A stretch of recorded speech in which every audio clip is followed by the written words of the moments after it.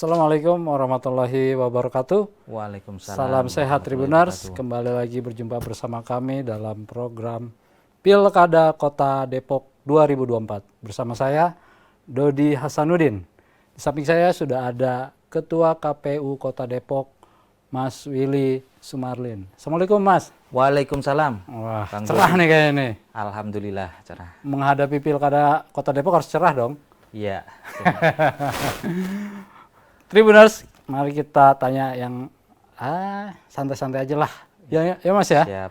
Tentang Pilkada Kota Depok. Mas, Pilkada Kota Depok ini kan sebentar lagi dimulai nih. Kira-kira gimana nih? Mungkin masyarakat Kota Depok harus tahu tahapan-tahapannya nih Mas.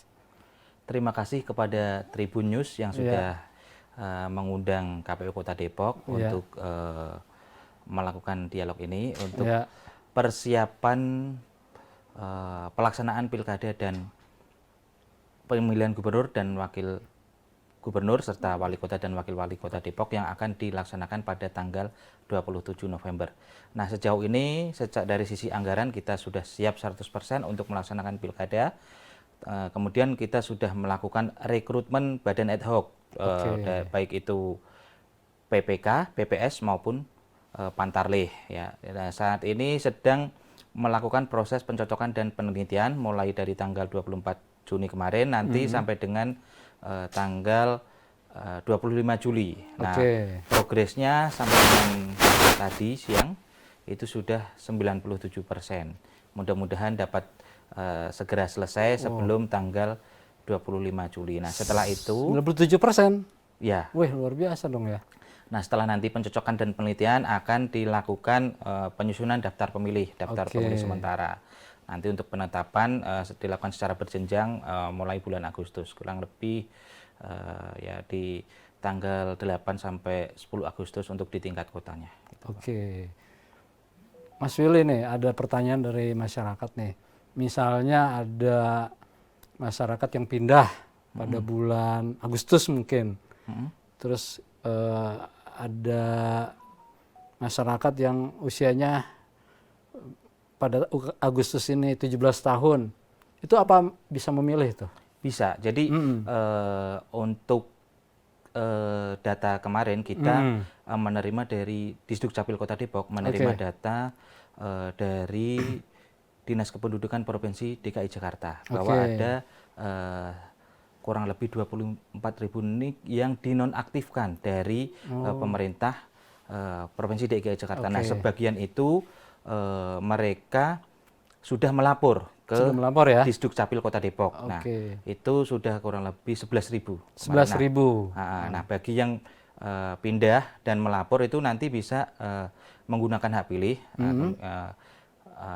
Kalau yang belum melapor, jadi masih belum bisa karena kan statusnya di sana sudah dihapus, di Kota Depok belum terhapus. Nah, bagi pemilih pemula yang nanti pada tanggal 27 November berusia 17 tahun, mereka bisa menggunakan hak pilih. Nah, ada upaya-upaya yang dilakukan oleh Dinas Kependudukan dan Catatan Sipil Kota Depok melakukan jemput bola dengan mendatangi ke sekolah-sekolah bagi siswa yang nanti berusia 17 tahun itu dilakukan perekaman EKTP. Gitu.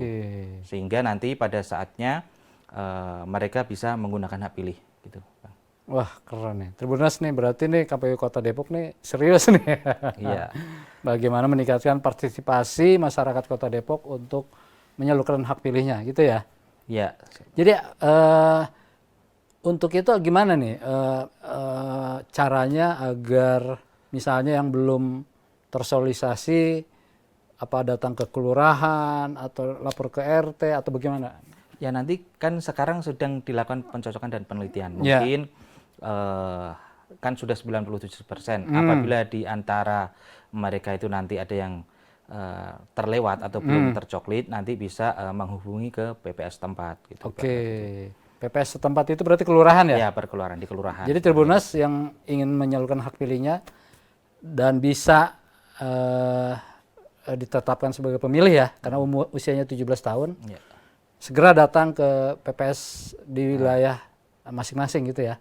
Dari PPS juga bisa ke PPK maupun ke KPU Kota Depok. Oh, Nanti kita atau membuka banyak apa namanya? pintu ya? Ya, untuk bagi warga yang memang belum katakanlah terlewat pada saat dicoklit, itu silahkan menginformasikan sehingga nanti bisa didaftar sebagai pemilih. Oke. Gitu.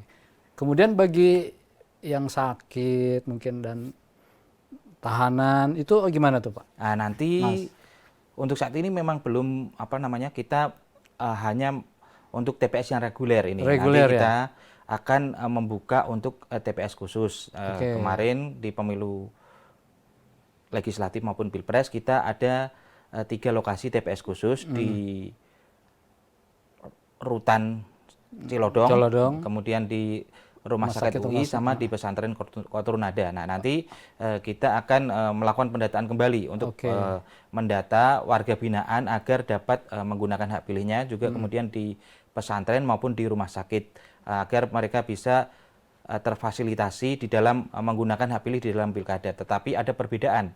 Kalau di pileg pilpres itu kan untuk seluruh warga Indonesia yang ada di, karena kan penghuni rutan ini kan tidak hanya warga Depok saja, juga ada warga dari luar Depok dan juga dari luar provinsi atau dari DKI Jakarta. Nah, yang kita fasilitasi itu untuk pemilihan gubernur dan wakil gubernur dan wali kota dan wakil wali kota ini nanti adalah untuk warga yang ber-KTP Jawa Barat dan warga yang ber-KTP Depok. Oke, jadi warga masyarakat Kota Depok yang menjadi pemilih tapi ditahan gitu ya. Jangan khawatir, hak pilihnya akan tetap diakomodir gitu ya. Gitu. Kemudian juga yang dirawat di rumah sakit berat tetap akan mendapatkan haknya ya. Iya. Oke.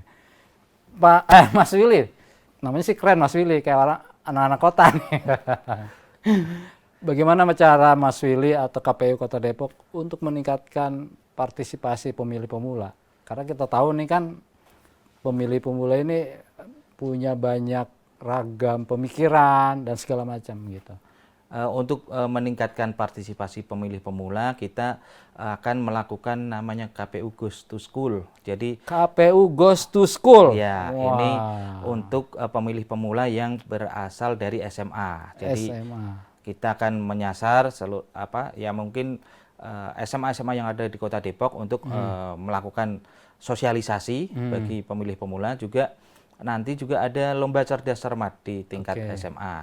Nah, untuk yang pemilih dari mahasiswa kita juga ada KPU Goes to Campus. Juga nanti ada beberapa kampus yang ada di Kota Depok kita akan melakukan diskusi atau sosialisasi. Juga ada lomba stand up komedi bagi mahasiswa gitu. Selain itu kita juga akan memanfaatkan sosialisasi melalui media sosial yang dimiliki oleh KPU Kota Depok gitu. Oke. Jadi banyak cara ya. Ya. Selain segmen pemilih pemula, kita juga melakukan sosialisasi nanti bersama ormas maupun tokoh masyarakat dan tokoh agama untuk melakukan sosialisasi juga kepada kelompok penyandang disabilitas. Gitu. Oke. Jadi penyandang disabilitas juga mempunyai hak pilih ya? Ya. Nah, itu juga akan diakomodir ya? Ya. Itu gimana? Kalau penyandang disabilitas dijemput bola atau bagaimana? Kan disabilitas ini kan ada beberapa disabilitas netra, disabilitas yang macam-macam ya. Macam-macam itu nanti dari mulai sekarang itu dilakukan pendataan disabilitas. Misalkan di satu TPS itu ada berapa pemilih disabilitas, nanti juga akan tersedia alat bantu bagi mereka yang misalnya katakanlah pemilih netra ibaratnya kan gitu. Nanti akan ada semacam huruf braille untuk membantu mereka para disabilitas netra. Gitu. Itu makanya dilakukan pendataan ya? Ya. Untuk seberapa banyak pemilih disabilitas sehingga KPU bisa memfasilitasi dan menyediakan alat bantu dan alat khusus mungkin ya? Iya gitu. Agar disabilitas nyaman dan tahu kali ya? Oke. Keren juga nih. Jadi semua warga yang mempunyai hak pilih akan diakomodir oleh KPU Kota Depok di pilkada pemilihan gubernur dan pemilihan wali kota Depok gitu ya. Mas Willy, nah ini bagaimana nih kalau yang orang sama juga sih kasusnya mungkin dari luar negeri baru datang ke Depok, apa kasusnya sama mungkin yang tadi disampaikan? Sepanjang dia ber-KTP Depok dan terdaftar sebagai pemilih, itu tetap akan kita fasilitasi untuk menggunakan hak pilih. Kan mungkin juga ada orang Depok yang mungkin bekerja di luar negeri. Ya bukan luar negeri, misalkan katakanlah luar provinsi atau apa, sepanjang pada saat sepanjang dia terdaftar sebagai pemilih di DPT, maka orang tersebut dapat menggunakan hak pilih. Ibaratnya gitu. Berarti ada himbauan untuk segera menghubungi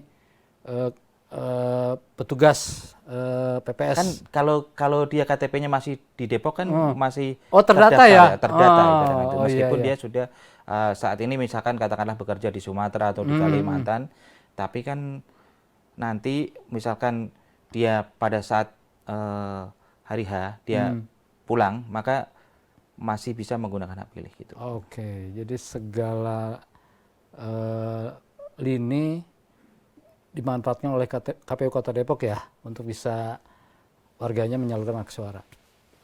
Mas Willy, nah sekarang kita bicara tentang sebelum dulu targetnya berapa sih? Ya kita minimal partisipasi menyamai dengan pileg dan pilpres, gitu, sekitar 80%-an lah ya gitu. Berapa 100%? Ya kalau bisa alhamdulillah. Gitu. Alhamdulillah 100%. Keren. Kalau 100% berarti hanya Depok nih yang bisa nih. Mas Willy, ini masuk ke dalam persyaratan calon wali kota dan calon wakil wali kota. Nah ini apa saja persyaratan yang harus dipenuhi oleh para kandidat ini? Ya pertama kan ada persyaratan ini untuk Pilkada Kota Depok, ini calon yang diusung oleh partai politik. Nah, minimal itu 20% dari jumlah kursi yang ada di DPRD Kota partai Depok. Politik atau gabungan partai politik. Yang memperoleh kursi berdasarkan hasil pemilu kemarin. Nah, kalau berdasarkan ini 20%-nya itu adalah 10 kursi karena jumlah DPRD Kota Depok ada 50 kursi. Sehingga partai yang mengusulkan calon atau pasangan wali kota dan wakil wali kota itu harus minimal memperoleh 10 kursi. 10 kursi ya? Wajib itu ya? Ya.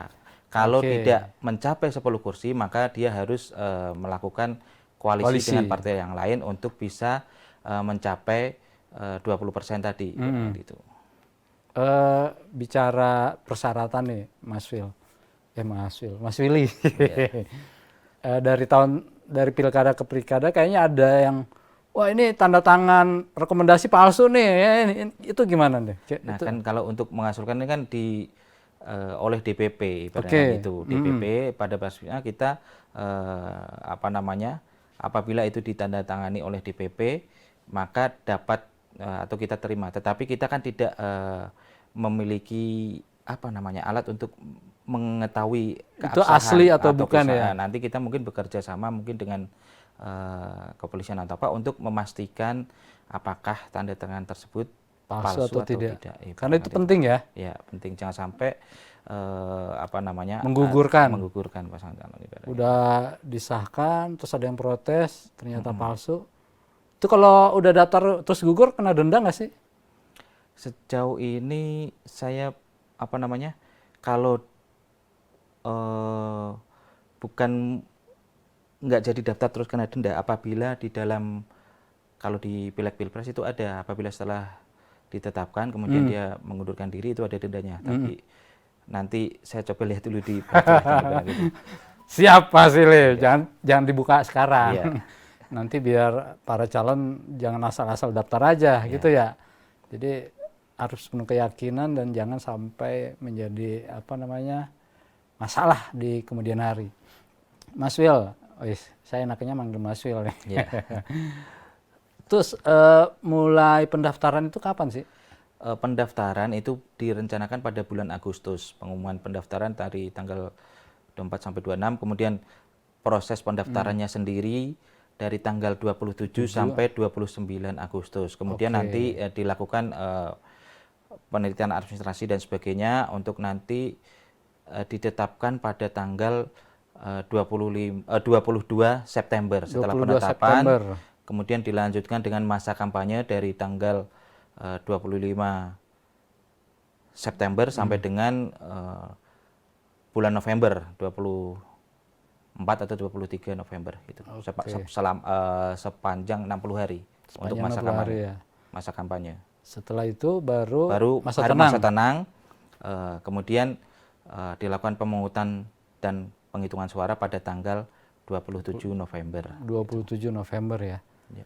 Jadi 27 November warga Depok yang punya hak pilih jangan kemana-mana. Jangan liburan loh. Ya. Setelah nyoblos liburan, Bari. Ya kalau bisa setelah nyoblos kan menyaksikan proses penghitungan dan mengawal proses penghitungan yang ada di TPS. Nah ini jangan langsung ditinggal. Jangan langsung ditinggal ya. Gitu. Salah juga saya nih. Harusnya memang kewajiban dari yang punya hak suara ya. Ya. Yang mengawal jangan sampai ada kecurangan di TPS gitu ya. Ya. Oke. Mas Wil, nih ada pertanyaan, kalau apa sih yang dilarang di masa kampanye? Ya, dilarang di masa kampanye, tidak boleh mempersoalkan dasar negara, tidak boleh melibatkan TNI Polri dan juga ASN di dalam pelaksanaan kampanye. Dilarang menjanjikan dan atau memberikan uang dan atau materi lainnya di luar bahan kampanye yang sudah disepakati, seperti itu. Tidak boleh menghina salah satu paslon atau menghina SARA ya. Jadi itu udah diatur ya? Ada di PKPU, meskipun secara ini PKPU kampanye belum diterbitkan dalam belum proses. Diterbitkan ya. Artinya ini masih PKPU yang lama kemarin. PKPU yang lama ya. Tapi bagaimanapun ini menjadi pedoman ya. Agar kampanye berjalan tertib, aman dan damai gitu ya. Mas Wil, kalau ada pasangan yang melanggar itu apa sih sanksinya? Nanti kan ada Bawaslu yang akan menilai pelanggaran seperti apa yang dilakukan oleh pasangan calon tersebut, apakah masuk ke dalam kategori pelanggaran administrasi, pelanggaran pidana ataupun pelanggaran hukum lainnya, sehingga nanti Bawaslu memberikan rekomendasi berdasarkan jenis-jenis pelanggaran yang dilanggar gitu. Jadi itu ketentuannya Bawaslu ya? Ya, kalau terkait pelanggaran di Bawaslu ya. Gitu. Tapi kalau KPU memberikan edukasi ya? Nah, KPU akan menjalankan apa yang yang direkomendasikan oleh Bawaslu. Nanti rekomendasinya kepada pasangan terkait pelanggaran administrasi, kita menerima rekomendasi dari Bawaslu seperti apa ya, gitu. Artinya Mas, pada saat pendaftaran KPU memberikan edukasi ya kepada para calon. Ya. Ini loh larangannya. Ya, karena itu diatur di dalam PKPU apa yang boleh dilakukan dan apa yang tidak boleh dilakukan, itu diatur di dalam PKPU.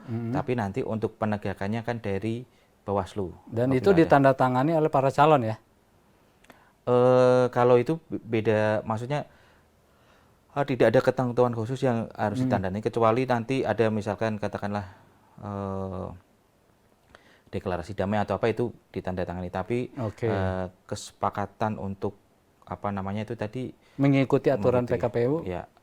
Tapi itu suatu kewajiban dong, karena diatur udah diatur di dalam PKPU, sehingga pasangan calon harus mematuhi apa yang ada di dalam PKPU, apa yang diperbolehkan dan apa yang tidak diperbolehkan. Gitu. Jadi bukan asal kampanye ya. Bukan asal memikat para pemilih, tapi ada juga aturan-aturan yang harus dipenuhi oleh para calon. Nah, kemudian ada yang menarik nih, Tribuners. Kemarin itu KPU Kota Depok sudah punya maskot. Nah, dan ya, moto atau tagline itu. Dan satu lagi Mars ya? Jingle. Jingle. Nah, kalau nggak salah tagline-nya itu Depok menyala. Ya. Nah, ya, betul ya? Betul. Nah, kalau maskotnya apa?